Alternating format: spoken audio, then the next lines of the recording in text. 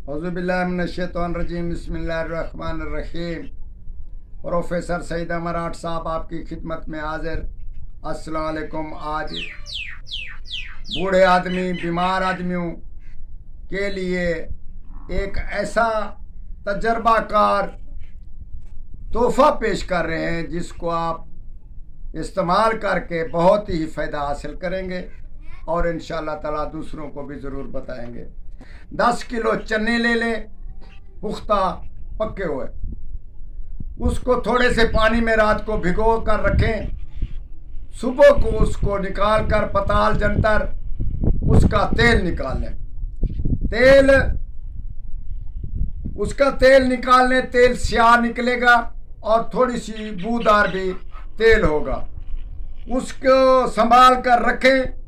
ये इंशाअल्लाह ताला बूढ़े आदमी या कमज़ोर आदमियों के लिए लाजवाब नुस्खा है। इससे तो ये इंतशार बढ़ता है और उससे आम आदमियों के हक में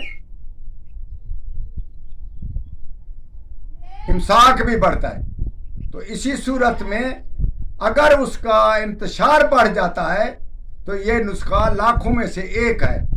आप इसका ज़रूर इस्तेमाल करें। हमारे दोस्तों का इस्तेमाल शुदा नुस्खा है और उसकी खुराक एक माशा हलवे में रखकर खाएं। इंशाअल्लाह ताला आप इसके मज़े उठाएंगे और खाते रहें। और जब खाएंगे पहली रात में आपको इंतशार बेतहाशा इसी तरीके से खाते रहें तो 21 दिन 15 दिन के बाद इतना उसमें इंतशार पैदा होगा कि आप उसको बर्दाश्त ना कर सकेंगे। इस्तेमाल खैरियत से करें, सोच समझ कर करें कि बूढ़े आदमियों में अगर कोई ऐसी तवानाई मौजूद हो, घर वाली तंदुरुस्त हो, तो फिर ये नुस्खा इस्तेमाल करें। इंशाअल्लाह ताला ये बहुत नुस्खा कामयाब है।